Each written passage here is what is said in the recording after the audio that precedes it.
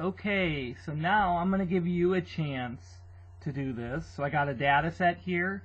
What I want you to do is calculate the sample standard deviation. And so go ahead, pause the video, and then when you get finished, you can start it up again and see how you did.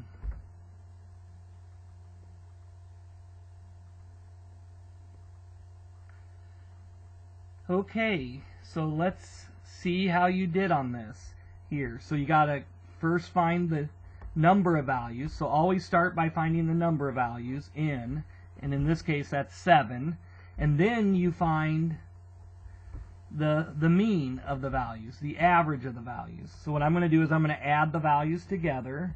11 plus 7 plus 14 plus 18 plus 3 plus 5 plus 12. And it looks like I get 70. So the sum is 70 divided by, there's 7 values in the data set, and it looks like my mean is 10 in this case. So plugging this into the formula for the sample standard deviation, I get x minus 10, that quantity squared.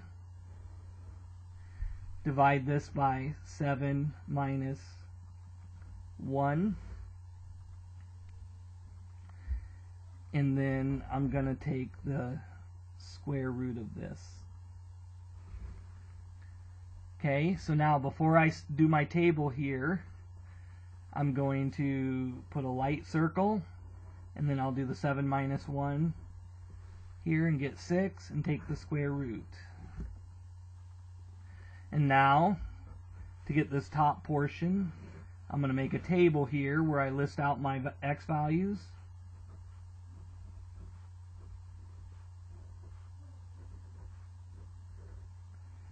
The second column will be the deviations, and then this column will be the squared deviations.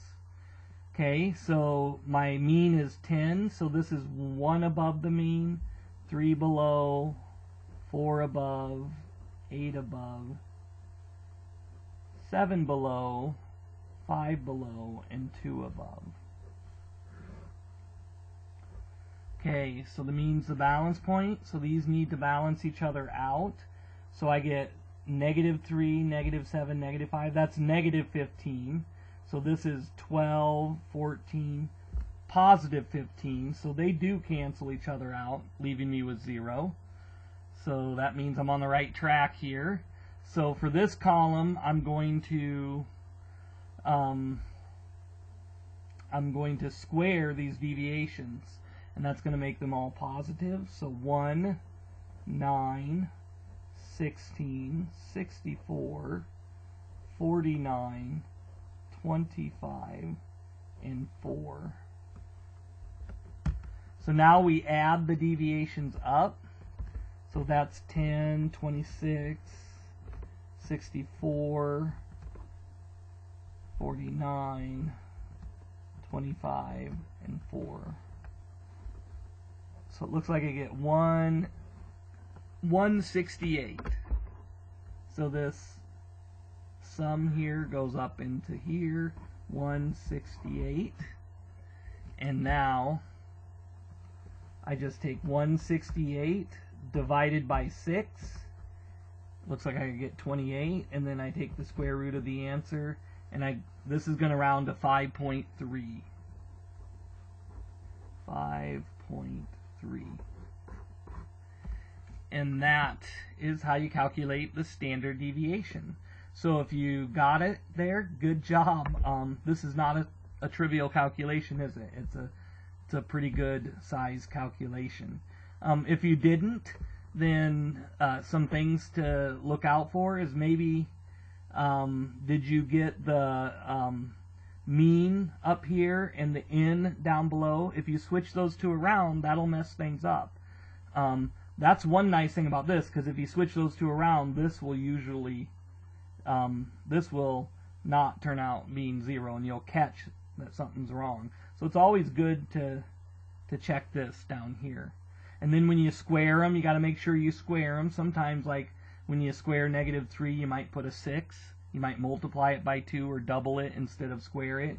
So you look out for that. Make sure they're all positive, because if you're using your calculator and you don't use it correctly, you might put a negative down there.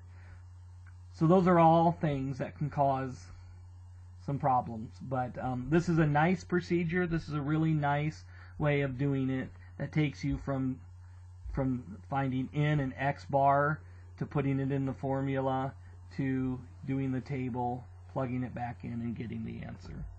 So okay, in the last couple of videos here, we're gonna do some finding the standard deviation for some data sets that where the mean does not come out evenly. And you're gonna see that the procedure is exactly the same. It's just a little more tedious because you have decimals. And so you'll probably need to use a calculator. It'll be a little more work. But it's pretty much the same procedure.